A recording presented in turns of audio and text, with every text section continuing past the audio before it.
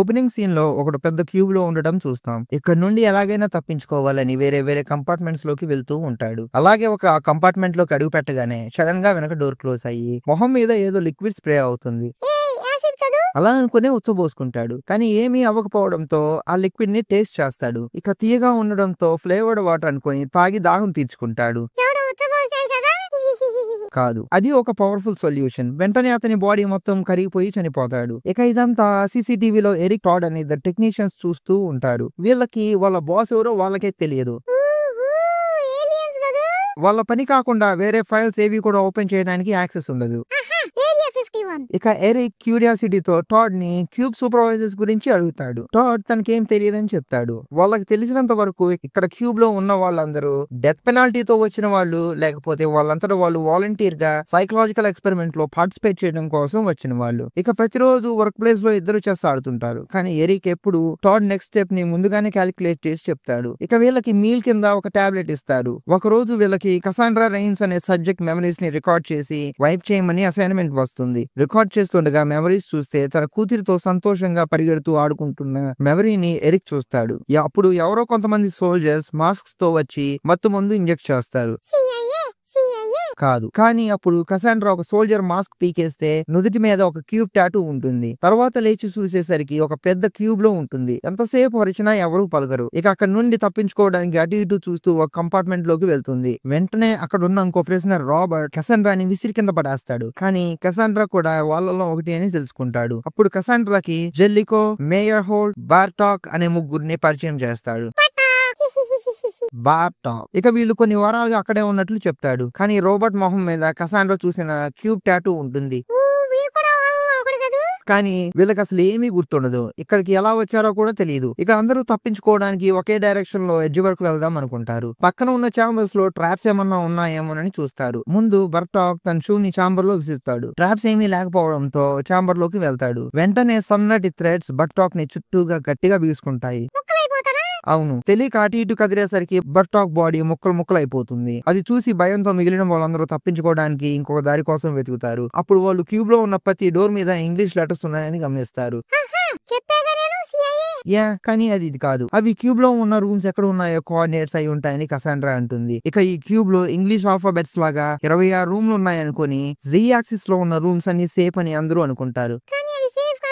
ఇంతలో Eric cube గురించి secrets తెలుసుకోవడానికి చెస్ లో స్ట్రాటజీస్ నేర్పిస్తాను అని టాడ్ తో చెప్తాడు. దానికి టాడ్ ఒప్పుకొని క్యూబ్ లో ఉన్న థర్డ్ ఆక్సిలరీ ఎగ్జిట్ గురించి చెప్తాడు. కానీ దాని గురించి డీటెయిల్స్ ఏమీ చెప్పడు. నెక్స్ట్ సీన్ లో ఎరిక్ కసాండ్రా కన్సెంట్ ఫామ్ లేకపోవడంతో అనుమానంతో టాడ్ తో ఇక్కడ జరుగుతుందంతా ఇల్లీగల్ అని అంటాడు. అప్పుడు న్యూస్ పేపర్ లో కసాండ్రా ఒక పొలిటీషియన్ అని చూస్తాడు. ఇక క్యూబ్ లో క్రిమినల్స్ నే కాదు, ఏమీ తెలియని అమాయకుల్ని కూడా తీసుకొచ్చి పడేశారు అని తెలుసుకుంటాడు. ఇంతలో వీళ్ళకి ఎగ్జిట్ ప్రొసీజర్ ని ఫాలో అవ్వమని సుపీరియర్స్ నుంచి కాల్ వస్తుంది. ఇందులో తమ కొలీగ్ ఓవెన్ ని కూడా కలుపుకోమని, అతను అదే క్యూబ్ లో టెస్ట్ సబ్జెక్ట్ గా ఉన్నాడు అని చెప్తారు. దానికోసం టాడ్ ఒక మెషిన్ కి కెమెరాని ఎస్ ఆర్ నో బటన్స్ ని తగిలించి తీసుకువెళ్తాడు. ఇక ఓవెన్ క్యూబ్ ఎగ్జిట్ కు వచ్చేసరికి గట్టిగా చైన్స్ మధ్యలో ఇరుక్కుపోతాడు.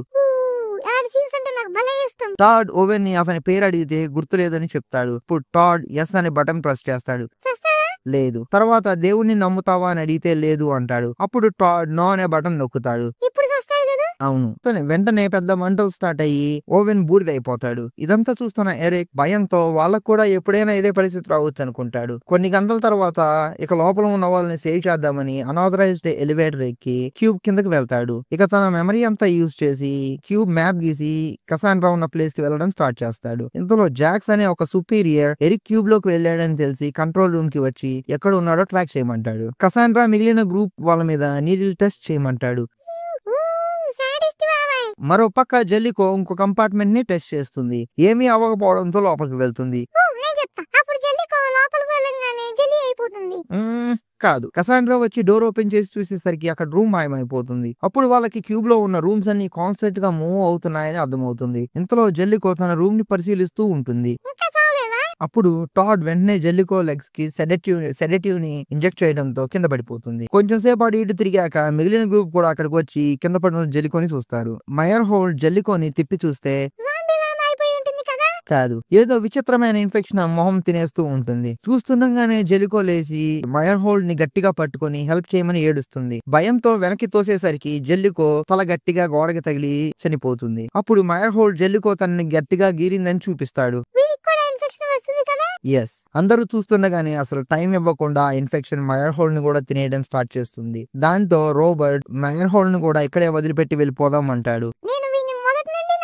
కానీ కసాండ్రా మనం అలా వదిలి వెళ్ళలేము అంటే రోబర్ట్ మయర్ హోల్డ్ ప్రతి కంపార్ట్మెంట్ ని ముందుగా చెక్ చేయాలి అనే కండిషన్ తో ఒప్పుకుంటాడు. మయర్ హోల్డ్ కూడా ఇంకో చాయిస్ లేక అందుకు ఒప్పుకుంటాడు. నెక్స్ట్ సీన్ లో మయర్ హోల్డ్ ఒక కంపార్ట్మెంట్ ని చెక్ చేస్తుండగా వెనక నుండి రాబర్ట్ మయర్ హోల్డ్ ని లోపలికి తోసేస్తాడు. అయితే ఆ రూమ్ ఒక ట్రాప్ రూమ్. వెంటనే ఒక పెద్ద సౌండ్ రావడంతో మయర్ హోల్డ్ చనిపోతాడు. దానితో కోపంగా కసాండ్రా రాబర్ట్ మీద అరవటం స్టార్ట్ చేస్తుంది. ఇక అలా ఇద్దరు ఒకరి మీద ఒకరు అరుచుకుంటూ ఉండగా ఎరిక్ అక్కడికి వస్తాడు. రాబర్ట్ చేసిన పని కరెక్ట్ అని, అది చాలా ఇన్ఫెక్షియస్ వైరస్ అని చెప్తాడు. ఇక అతను క్యూబ్ లో ఒక ఎంప్లాయీ అని, తన పేరు ఎరిక్ అని చెప్పి వాళ్ళతో క్యూబ్ సీక్రెట్స్ చెప్పడం స్టార్ట్ చేస్తాడు. ఇక్కడ ఉన్న వాళ్ళందరూ సొంతంగా ఇక్కడికి వచ్చారని, కానీ ఎవరికి కూడా అది గుర్తులేదని చెప్తాడు. రాబర్ట్ నేను ఇలాంటి దానికి ఎప్పుడూ ఒప్పుకోలేదని కోపంగా అడుగుతాడు. తాను ఒక ఆర్డినరీ డెలివరీ బాయ్ గా వర్క్ చేసేవాడని చెప్తాడు. కానీ నిజానికి రాబర్ట్ కి అసలు ఏమీ గుర్తుండదు. ఇంతలో ఎరిక్ ని కసాండ్రా తాను గీసిన తన కూతురి బొమ్మ చూపించి అడుగుతుంది. ఎరిక్ నేను నీ మెమరీస్ లో నీ కూతుర్ని చూశాను అని చెప్పడంతో కోపంగా ఎరిక్ మీద అటాక్ చేయడం స్టార్ట్ చేస్తుంది.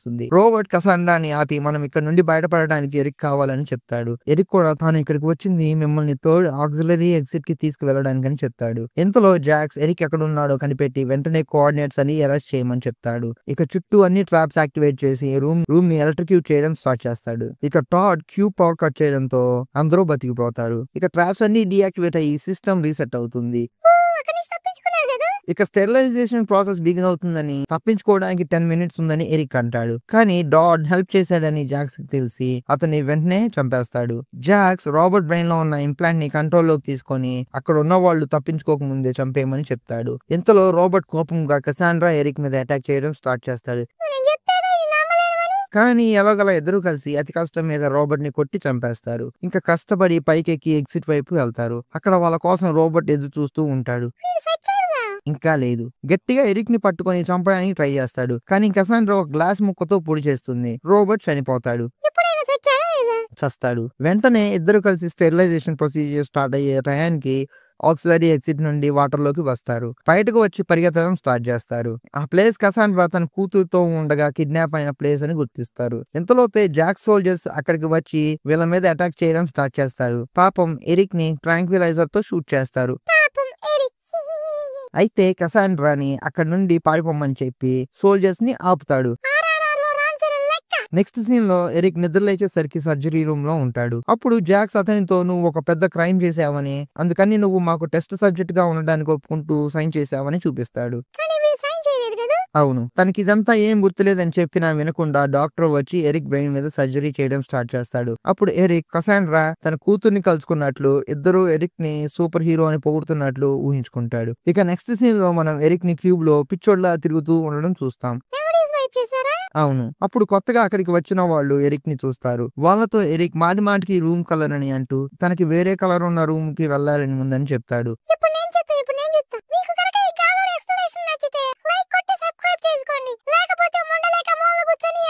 మరిన్ని వీడియోస్ కోసం బెల్ ఐకాన్ మీద క్లిక్ చేయండి. Thanks for watching.